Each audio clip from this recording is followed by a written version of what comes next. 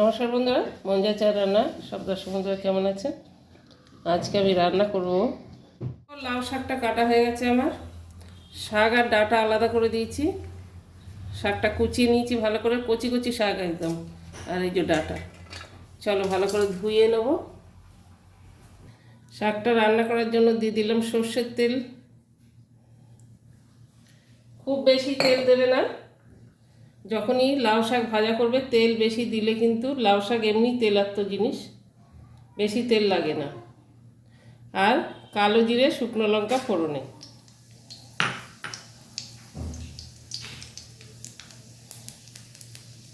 আর দিয়ে দেবো দুটো কাঁচা লঙ্কা।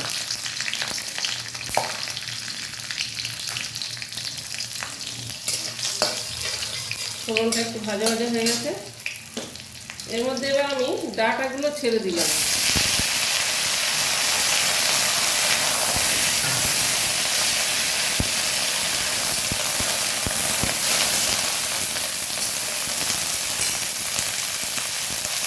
ডাঁটাগুলো দিয়ে নুন দিয়ে দেবো। নুনটা বুঝে শুনে দেবে, শাক তো মজে যায়। নুন বেশি হয়ে গেলে ডাঁটাতে তখন খাওয়া যাবে না। এই জন্য সবসময় শাকের নুনটা বুঝে দিতে হবে। এবার গ্যাসটা লো ফ্লেমে করে আমি একটু চাপা দিয়ে দিলাম। ডাঁটাগুলো একটু সিদ্ধ হবে, নাহলে শাক আর ডাঁটা একসঙ্গে দিলে সিদ্ধ হবে না।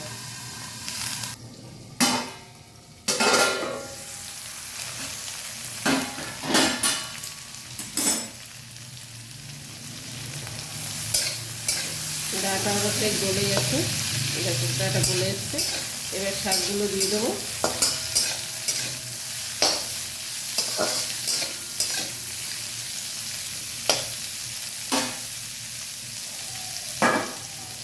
শাক পাতা যখনই রান্না করবে সবসময় মাথায় রাখবে যে ভালো করে আগে থেকে ভিজিয়ে রাখবে, আর তারপরে ভালো করে ধুয়ে নেবে। আর যখনই শাক কাটবে, এরকম লাউ শাক বলো কুমড়ো শাক বলো, তখন পাতাগুলো ভালো করে খুলে খুলে দেখবে যাতে পোকাও থাকে তলায়। এই শাক পাতা সবসময় পরিষ্কার করে দেবে।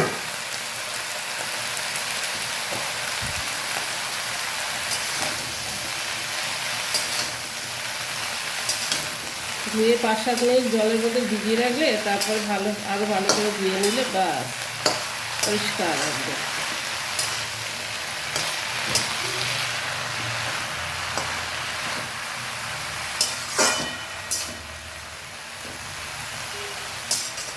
আবার একটু চাপা দিয়ে দেবো, শাকটাও মজে যাবে।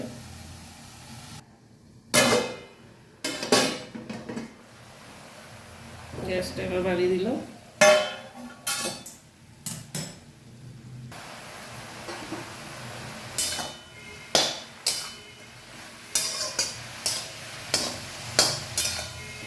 দেখো শাক ডাঁটা সব ঠিক হয়ে গেছে, ভাজা হচ্ছে।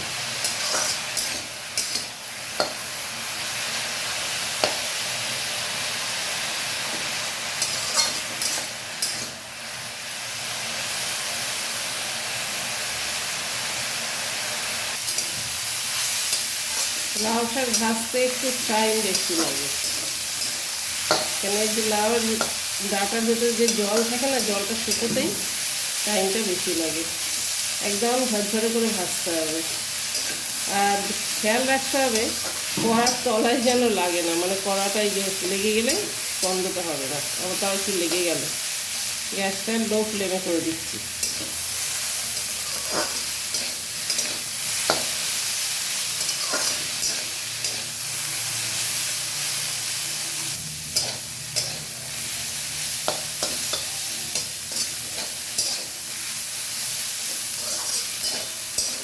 পুরোনো দিনের রান্না খেতে ভালো লাগে, কিন্তু একটু খাটনি বেশি হয়।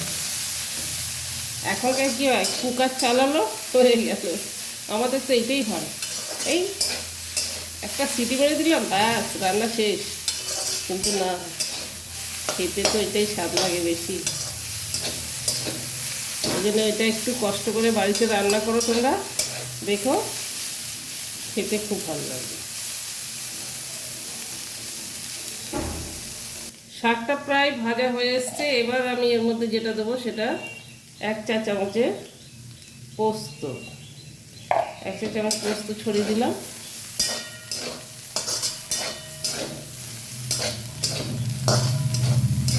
তোমাদের কাছে যদি পোস্ত অ্যাভেলেবেল না থাকে তোমরা এমনিও ভাজা করে খেতে পারো, দারুণ।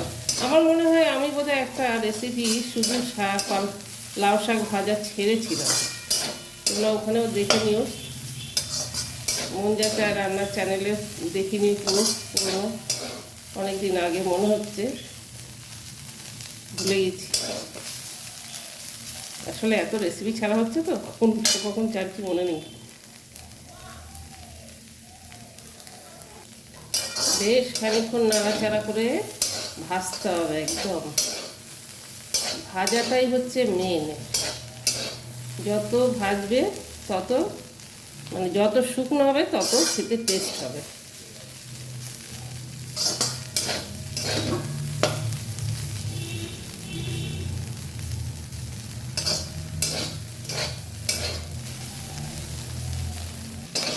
কি বন্ধুরা, দেখলে তো তেল কত কম লাগলো।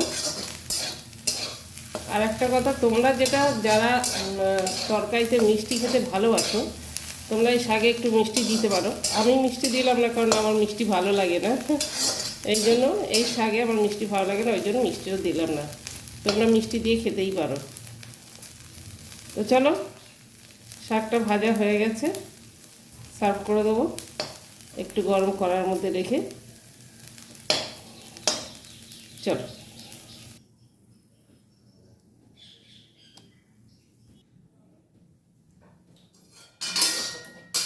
তো বন্ধুরা, আমার হয়ে গেল লাউ শাক ভাজা। দেখলে তো কেন করে বুঝলাম, হেলদি টেস্টি লাউ শাক ভাজা, তেল কম, খেতে স্বাদ। তো তোমাদের যদি এই রেসিপিটা ভালো লাগে তাহলে একটা লাইক করে দিও আর কমেন্ট করে দিও। আর যারা সাবস্ক্রাইব করোনি এখন অবধি, প্লিজ প্লিজ প্লিজ চ্যানেলটাকে সাবস্ক্রাইব করে দিও। কেমন লাগলো অবশ্যই কমেন্ট করে জানিও কিন্তু। আর তোমরা এইভাবে বানাও। শাক সবজি খাওয়া খুব ভালো, আর লাউ শাক তো উপকারও আছে, খেতেও ভালো। আর এটা একদম সম্পূর্ণ নিরামিষ। লাউ শাকে পেঁয়াজ রসুন দিলে একদমই টেস্ট লাগে না। সে ঘন্টই হোক, লাউ শাক ঘন্টই হোক, ডালেই হোক, চা ভাজা হোক, তো এটা একদম সম্পূর্ণ নিরামিষ, কোনো মশলা না, কিচ্ছু না।